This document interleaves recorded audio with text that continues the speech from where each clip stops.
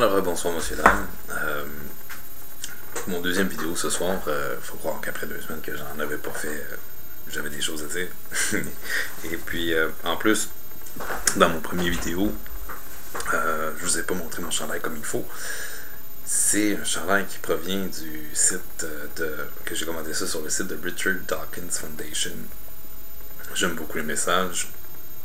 Pour ceux qui seraient pas bilingues, ça dit religion, ça c'est pas mal, français-anglais. Ensemble, nous pouvons trouver le remède. Alors, j'aime beaucoup le message.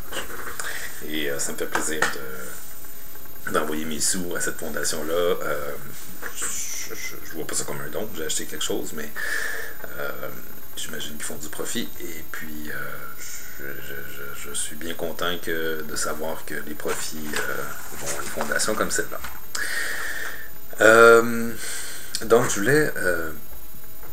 ça revient souvent, je vais juste finir là-dessus ce soir, ça revient souvent que les athées, on est méchants parce qu'on brise les illusions des gens qui croient en quelque chose et puis qui en ont souvent besoin, et puis question de réconfort, question de que ce soit devant la mort, devant la solitude ou pour abandonner une mauvaise habitude là, avec un programme de 12 étapes là, alcoolique anonyme et toute cette famille-là de programmes où on demande à quelqu'un de s'en remettre dans les mains de Dieu là, et qu'il y a une puissance supérieure qui va l'aider. Écoutez, si ça vous aide d'avoir des amis imaginaires, libre à vous, vraiment. Comme je le dis régulièrement, j'en ai pas contre les gens qui ont des croyances. Je veux dire, je les comprends pas. Je comprends pas ça leur fait du bien. Moi, ça m'inquiéterait. Mais bon. Mais j'en ai pas contre ces gens-là. J'en ai surtout contre les structures qui amènent ces gens-là à croire. Les gens qui promouvoient, là, qui vont, soit le témoin de Jéhovah qui vient cogner à votre porte, soit le curé. Puis les émissions même à la télévision, là, je trouve qu'il y en a tellement. Là, le matin, tôt de bonne heure, là, il y a comment ça s'appelle, en tout cas, une émission d'évangile, puis le dimanche, il y a des émissions encore en 2015, il y a encore des messes qui passent à la télévision, puis ça, je trouve ça un peu... mais bon, j'imagine qu'ils payent pour le temps d'antenne, puis que le poste de télé n'a pas grand-chose d'autre mieux à mettre un dimanche matin à 10h, là, mais bon, c'est ça. Mais tout de même, il y a plusieurs raisons qui font que les athées n'ont pas le monopole de la méchanceté, puis que quand on se met à voir qu'est-ce que les gens font au nom de l'athéisme, genre porter des chandails comme ça, ou tout simplement essayer de répandre l'idée que les gens devraient peut-être confronter leurs croyances à la réalité. Ce qui peut sembler méchant pour certains. Si on regarde ce que les gens qui croient, pas tous les gens qui croient, mais disons, je veux juste être sûr de bien passer mon message, mais ce qu'on regarde, ce que les croyances ont fait faire à certains hommes, voilà. Alors dit comme ça, je crois que c'est plus près de la réalité. J'ai fait une petite liste pour le fun, et puis elle n'est pas exhaustive là, mais quand même, des raisons certaines anciennes, certaines plus récentes, mais des raisons très valables pourquoi n'importe qui devrait se questionner sur les bienfaits de la religion. Alors, on y va pour la liste. Alors, il y a les croisades, il y a l'Inquisition, il y a les guerres religieuses, il y a le 11 septembre plutôt, pardon, 11/9/2001, les tours. Il y a le Rwanda en 1994, où les religieux dénonçaient parce qu'il y avait deux peuples là, il y en avait un qui était en train de tuer complètement une ethnie là, qui était en train de se faire effacer de la surface de la terre, et il y a des gens et des familles qui ont essayé de trouver refuge dans des églises, dans des couvents, des choses comme ça, et les religieux les ont dénoncés. Et C'est assez dégueulasse. Dans certains pays, les mariages forcés à des mineurs,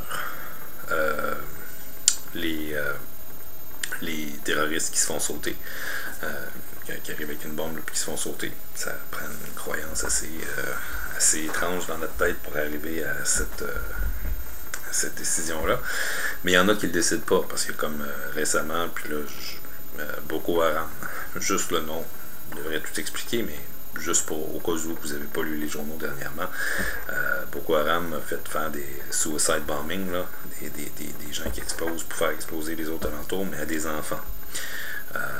Je doute qu'ils ont donné le bouton à l'enfant. Je crois probablement plus que c'était un salaud qui était à quelques centaines de mètres avec une télécommande, là, puis qui attendait que la petite fille soit rendue dans le milieu du marché pour la faire exploser.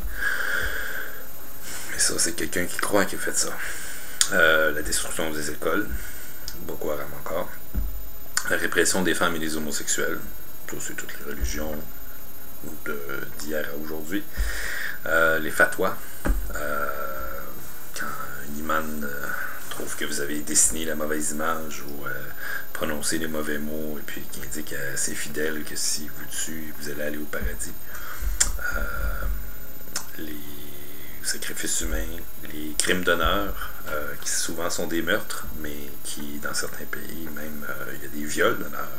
Il me semble que c'est deux mots qui vont tellement pas ensemble, mais ça existe. Les sorcières brûlées, l'approbation de l'esclavagisme dans la Bible et dans le Coran. Les deux livres, en fait, vous enseignent chez qui vous procurez vos esclaves, comment les traiter, comment les battre. Tout est bien expliqué. Donc, si jamais vous avez envie d'avoir un esclave, c'est des bons manuels. L'abus des enfants par les prêtres.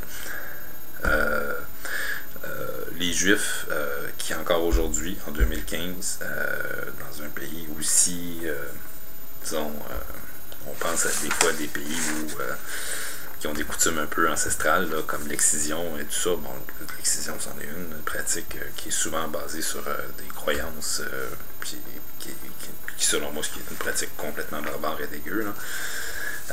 Mais à New York, il y a des rabbins qui font la circoncision là, des petits mâles juifs et qui ensuite sucent le pain. Ils prennent une petite gorgée de vin sacré, là. Puis après ça, ils sucent le pénis du petit gars, crachent, puis ils refont ça 2-3 fois. Et puis, je voulais pas en parler. C'est rare qu'on a ça pour en parler, mais si vous remarquez, c'est de l'autre bord, la caméra, si vous remarquez, je fais de l'herpès buccale. Les fûts sauvages, là, ça s'appelle de l'herpès buccale pour ceux qui ne le savaient pas. Et certains de ces rabbins ont le même problème que moi. Et une fois que vous en faites une fois dans votre vie, si vous ne le saviez pas, petite éducation médicale comme ça en passant, vous avez ce virus-là pour le restant de vos jours. Donc à chaque fois que je fais un peu de fièvre ou même si j'abuse des bonnes choses et que je me couche très tard, tout ça, puis je suis vraiment fatigué, le système immunitaire, on dirait, un peu plus faible, m'arrive un feu sauvage.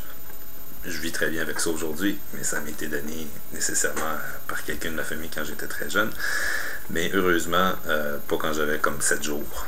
Parce que quand vous avez cet âge-là, puis vous preniez l'herpès, des fois, ça peut être mortel. Si vous googlez rabbin, herpès et circoncision, vous allez avoir des belles images, vous allez voir. Fait que tout ça est fait au nom de la religion. Et puis, fait que quand je pense à ce que moi je fais au nom de l'athéisme, à ce que d'autres ont fait au nom de l'athéisme aussi, parce que il y a des gens qui pourraient dire ouais, mais moi je suis religieux puis j'ai jamais fait aucune de ces choses-là, c'est pas monstrueux du tout. La religion, ça peut être vécu, ça peut être une religion de paix. C'est juste les gens qui font des gestes comme ça, qui n'ont pas compris le message de paix qui est à travers. S'il y en avait juste un ou deux qui ne comprenaient pas, on pourrait dire que, bon, c'est un fou. Il a lu la Bible, puis il est parti sauter une coche. Mais c'est parce qu'il y en a eu des centaines, et il y en a encore des centaines et des milliers de gens qui font des choses moralement très, très, très discutables et au nom de la religion. Et la même chose ne se fait pas au nom de l'athéisme. je dis pas qu'il n'y a pas d'athéistes monstrueux, il peut en avoir, mais généralement, j'ai jamais entendu parler de quelqu'un qui commettait un geste monstrueux au nom du fait qu'il croyait pas en aucun Dieu. Donc, juste pour ça, ça vaudrait la peine que tous les croyants de ce monde confrontent leurs croyances à la raison, à la réalité, et se posent des questions à savoir si le jeu en vaut la chandelle. Puis voilà, c'est tout. Donc c'est tout pour ce soir. Je vais revenir plus tôt, certainement, j'attendrai pas 2 semaines pour un prochain vidéo. Mais ça me fait plaisir, et puis je vous souhaite une bonne soirée. Au revoir.